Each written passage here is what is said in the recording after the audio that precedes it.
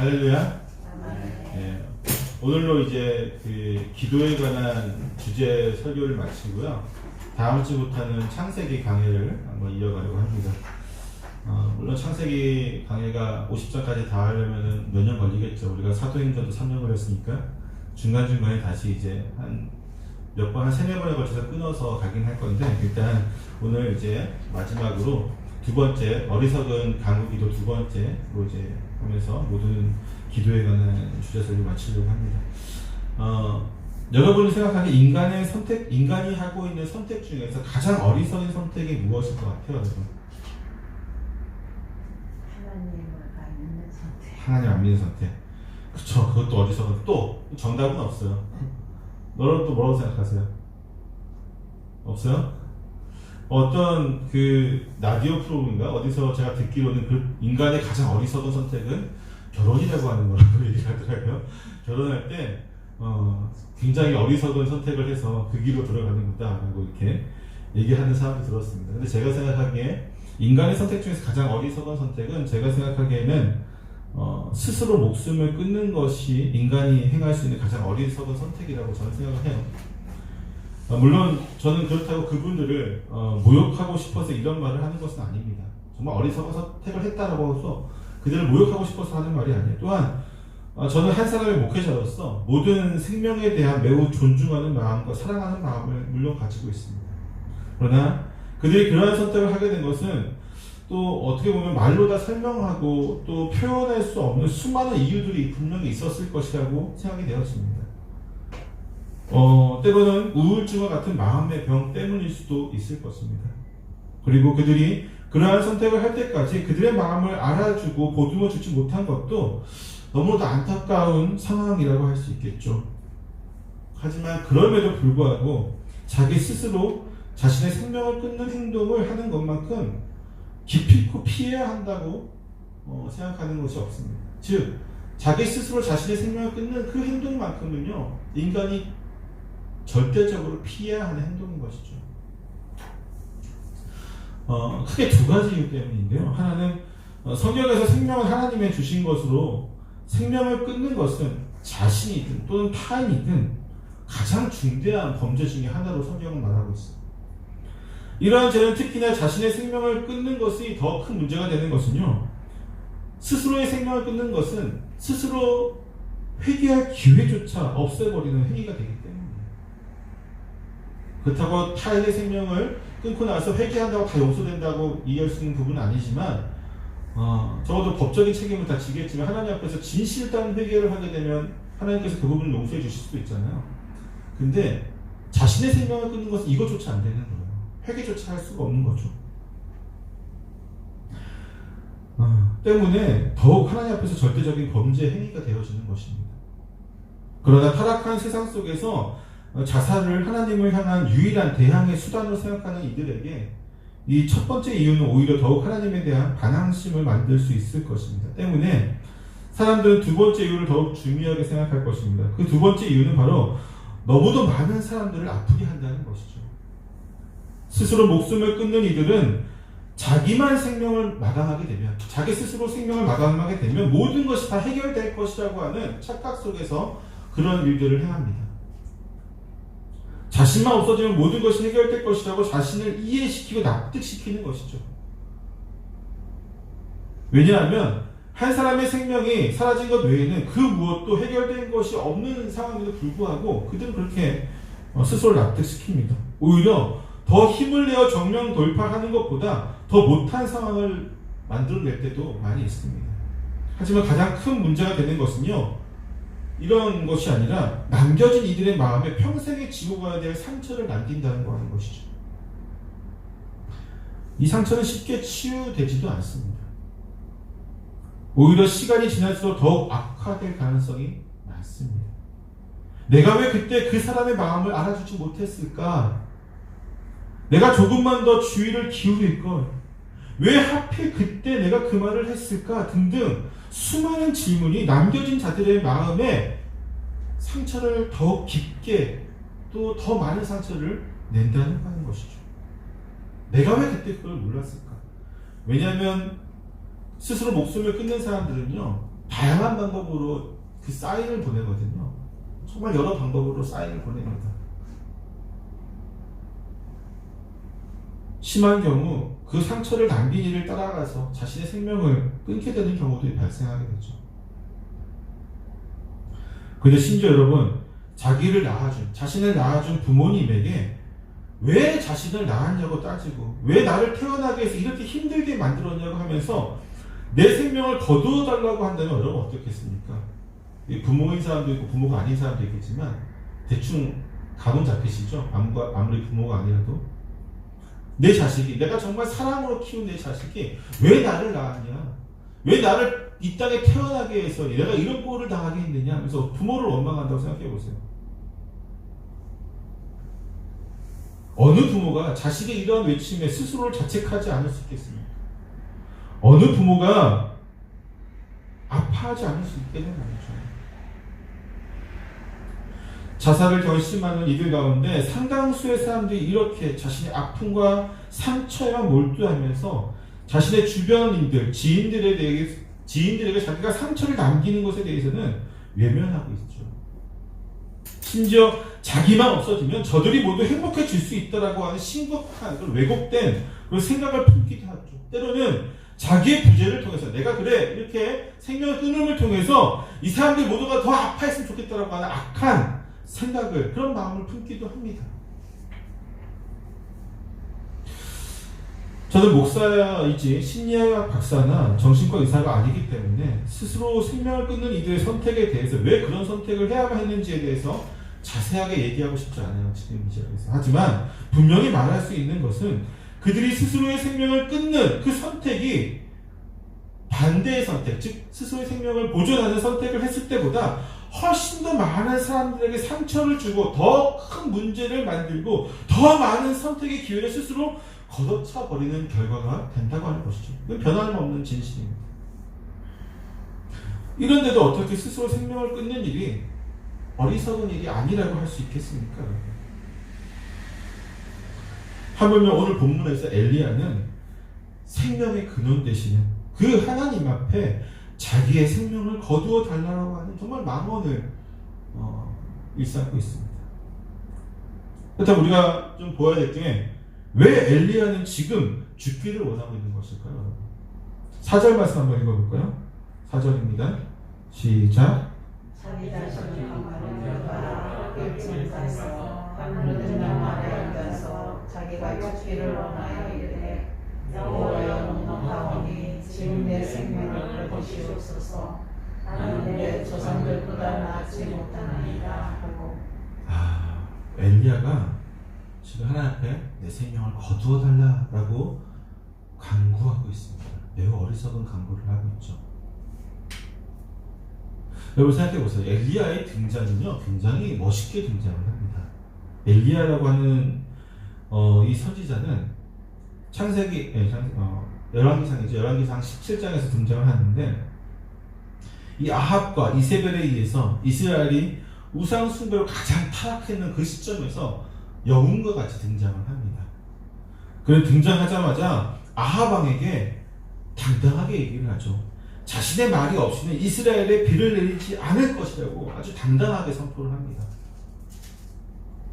우리가 히어로 영화들이 요새 많이 나오죠. 마블이라든지 뭐 그런 영화에서 우리가 히어로 영화들을 참 많이 좋아하는데 지금 이 17장을 읽어보면요 엘리야가 거의 영웅처럼 등장을 해요.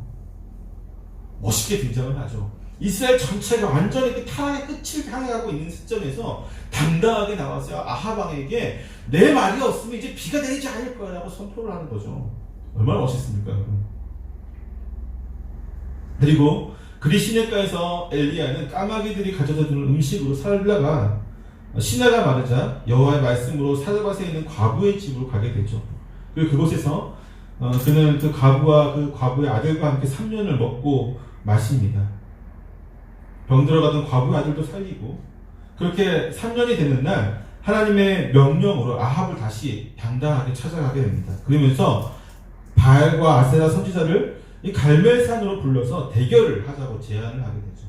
여러분 생각해보세요. 지금 아합 왕의 마음이 어떨 것 같아요? 3년 동안 누구 때문에 지금 비가 안 온 거예요? 엘리야 때문에 비가 나는데 엘리야가 눈앞에 왔어요. 이거 당장 어떻게 하고 싶을까요? 예, 잡아서 그냥 족치고 싶은데 엘리야 당당하게 그 앞에 갔어요. 죽이려면 죽여라. 하나님 말씀 전한다. 멋있죠? 되게 멋있어요.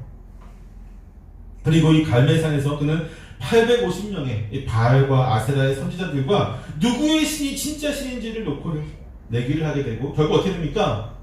극적으로 승리하게 되죠. 너무 멋있잖아요. 자, 니네 먼저 해봐 하면서 열심히 해보고 할 수 있는 거 다 해봐. 나 가만히 있을게. 한참 이렇게 하다가 안 되지? 내가 한번 해볼게 하면서 잘 봐. 나는 물까지 뿌린다 하면서 물 뿌리고 난 더 힘들게 할 거야 하면서 기도하니까 바로 하늘에서 불기둥이 내려와서 재물을 불사르는 것을 보게 됩니다. 그리고 그것을 계기로 해서 이스라엘에 있었던 바알과 아세라의 선지자들을 850명을 다 죽이죠. 백성들을 동원해서. 여러분 생각해 보세요. 엘리야가 봤을 때 이스라엘 백성들의 가장 큰 문제점은 뭐였어요? 우상숭배였어요. 우상숭배. 자, 우상숭배를 선동하는 이들이 누구예요? 이 바알과 아세라의 선지자들이잖아요. 물론 그 위에 이세벨이 있었지만, 자, 근데 이 바알과 아세라 선지자들만 다 죽이면 이제 백성들은, 그리고 지금 바알과 아세라가 가짜 신이고 하나님 여호와 하나님만 진짜 신이라는 것이 갈멜산에서 드러났잖아요. 이제는 이스라엘 모든 민족들이 다 우상 숭배를 버리고 하나님만 섬기고 하나님의 백성으로 돌아올 것이라는 기대를 가지고 정말 이제 내 사명을 다 했다라고 하는 어떤 그런 그 큰 부푼 가슴을 가지고 있는 그 상황에서 이 이세벨이 전략을 보내죠. 너 잡히면 어떻게 된다? 너 잡히면, 나한테 잡히면 어떻게? 죽는다. 어땠을까요, 여러분?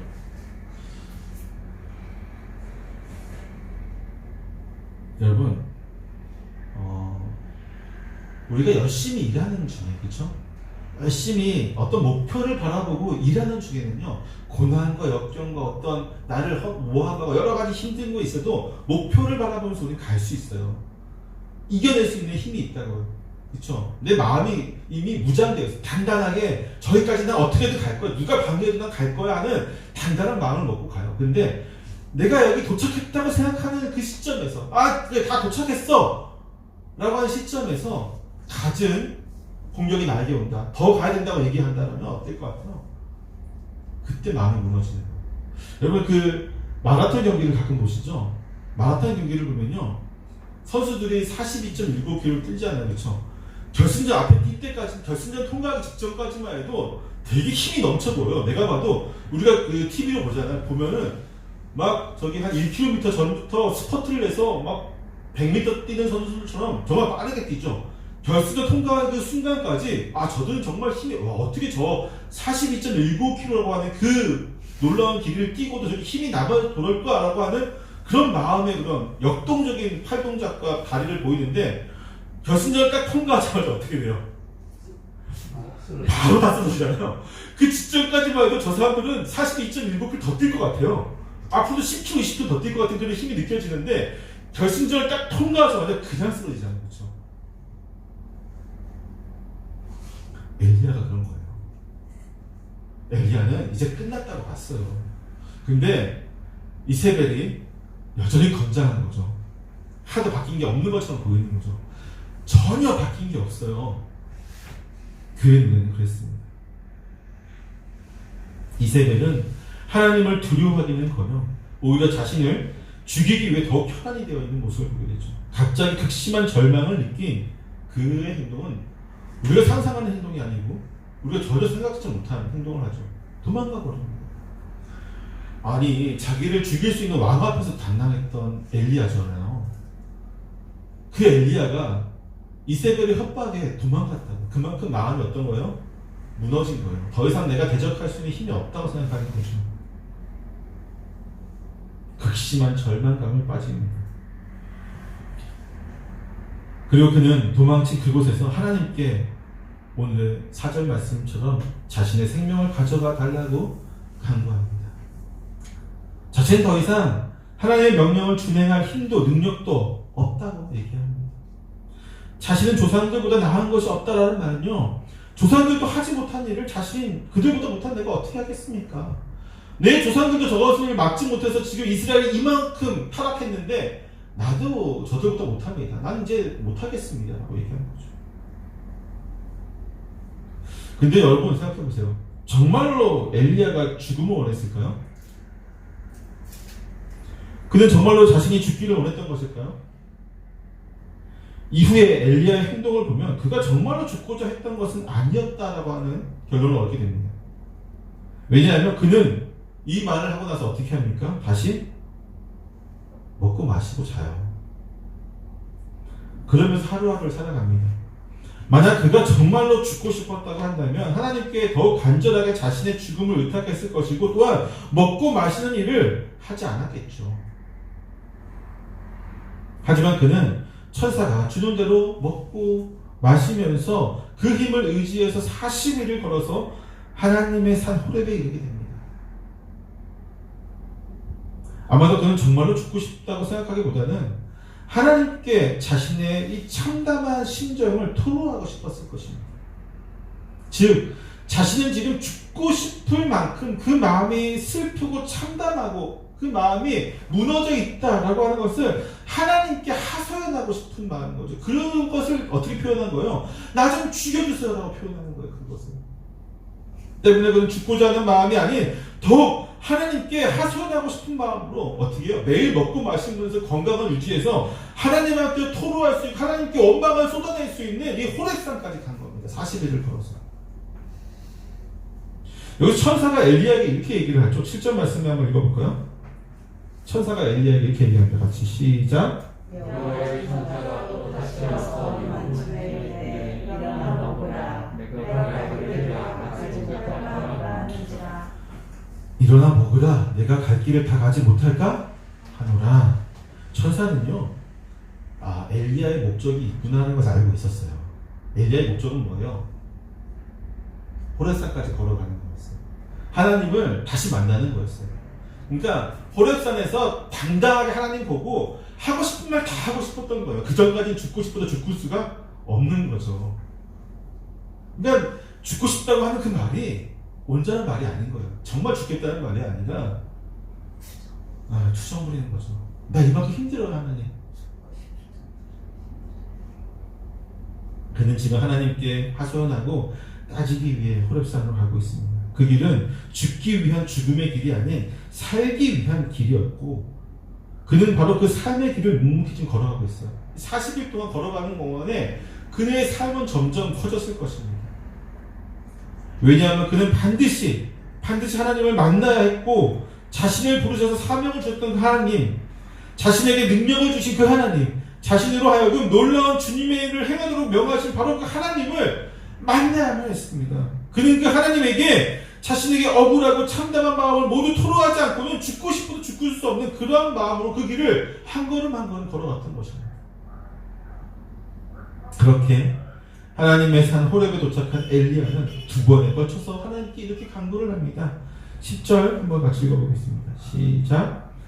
그가 대답하되 내가 만군의 하나님 여호와께 열심히 유별하오니 이는 이스라엘 자손이 주의 언약을 버리고 주의 제단을 헐며 칼로 주의 선지자들을 죽였음이오며 오직 나만 남았거늘 그들이 내 생명을 찾아 빼앗으려 하나이다.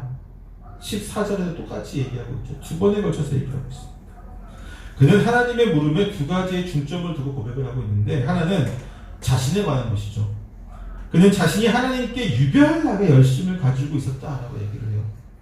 그는 자신이 하나님을 사랑하고 그분의 사역을 위해 얼마나 열심과 열정을 가지고 있었으며 또 그 사명을 위해서 그 누구와도 비교될 수 없을 만큼 유별나게 그 모든 일을 감당하였고 또 동시에 자신이 그렇게나 유별나게 주님의 사역을 감당하였음에도 불구하고 이스라엘에서 하나님을 온전히 섬기는 이는 이제 자신밖에 남지 않았다고 하면서 적들이 그 하나 남은 자신의 생명마저 가져가려 한다고 하면서 하나님께 지금 원망의 하소연을 하고 있는 것이죠.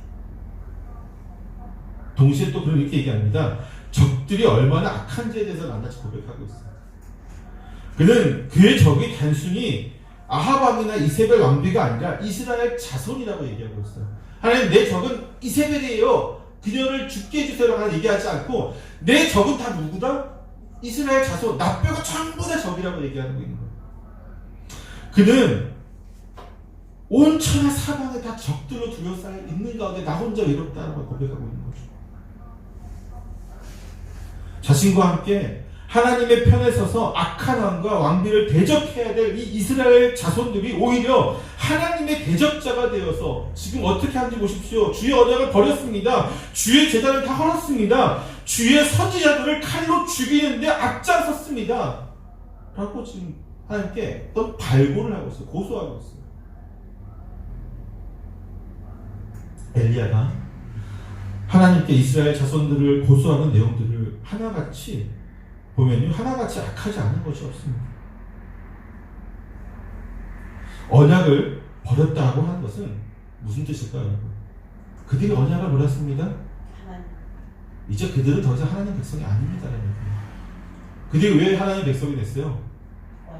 그래, 하나님께서 아브라함과 언약을 맺으셨기 때문이잖아요, 그렇죠? 내 후손들도 역시 나와 언약을 맺었다. 아브라함과 창세기에서 17장에서 맺은 그 언약을 통해서 아브라함의 후손들도 하나님 앞에 백성이 되었는데 저들이 그 언약을 버렸다라고 얘기하고 있어요. 이제 더 이상 저들은 하나님의 보호하실 필요 없는 백성입니다. 더 이상 저들을 통해서 하나님 참지 마십시오라고 하는 그런 마음이 있는 거예요. 저들이 언약을 버렸습니다.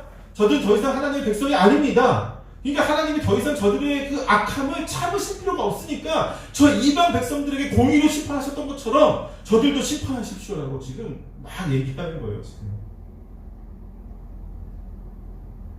또한 그들이 주의 제단을 헐고 주의 선지자들을 죽인 것은요, 단순히 하나님과의 언약 백성에서 떠난 것만이 아니 그들이 누구라는 얘기예요? 주님의 대적자가 되었다는 얘기예요. 하나님의 단순히 언약을 파기해서 남남 수준이 아니라 대적자가 되어서 하나님을 공격하는 자가 됐다는 거죠.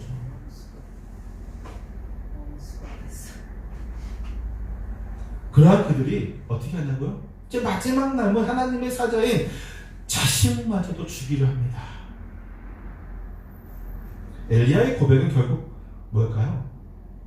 하나님께 지금 따지고 있는 거예요. 즉 자신은 이렇게나 열심히 또 유별나게 주님의 일을 행하였는데 오히려 대적자들은 더욱 강성해지고 이제는 자신마저 죽음의 위기에 처해 있는데 도대체 하나님은 상황이 이 지경이 되도록 왜 그들을 납지 않았느냐?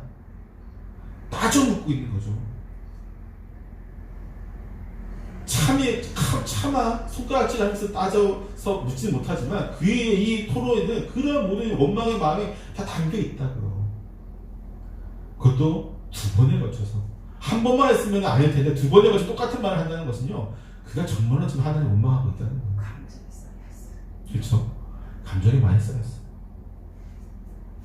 이렇게 엘리야는요, 두 번에 걸쳐서 매우 어리석은 간구를 하나님께 하고 있습니다. 첫 번째는 루벤나바 아이에서 자신의 생명을 거두어 달라고 하는 어리석은 간구를 했고, 두 번째는 이 대적자들이 자신의 생명을 노리고 있다고 간구하면서 하나님께 뭐 하고 있어요?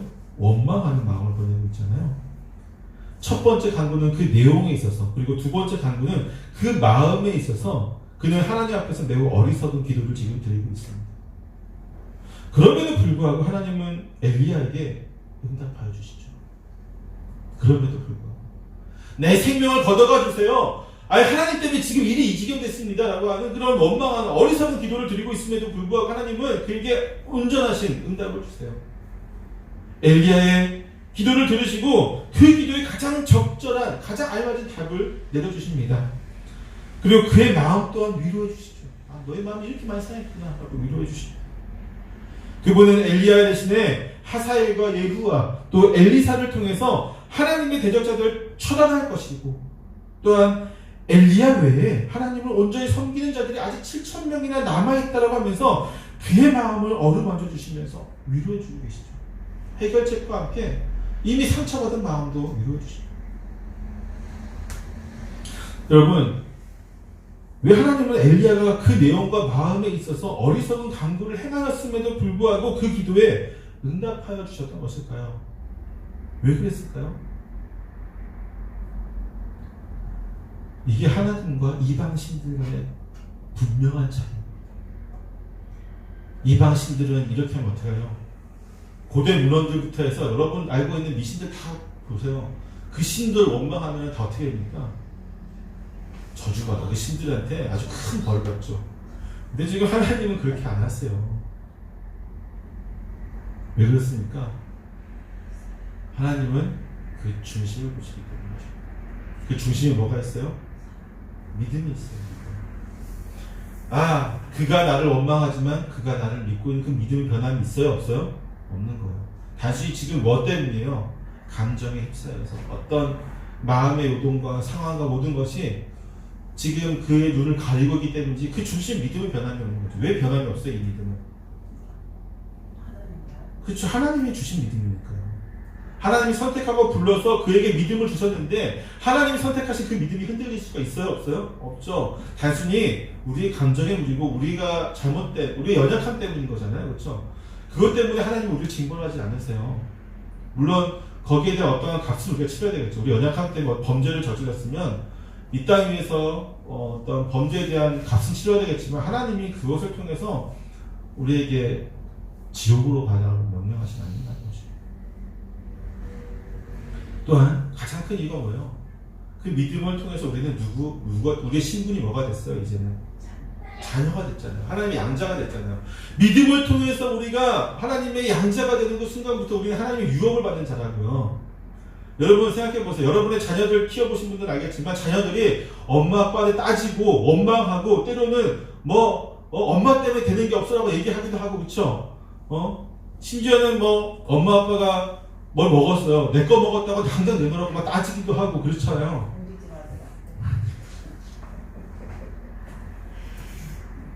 그럼에도 불구하고 넌 이제부터 내 자식 아니야 라고 하는 부모 있어요? 없어요? 없잖아요. 있어요?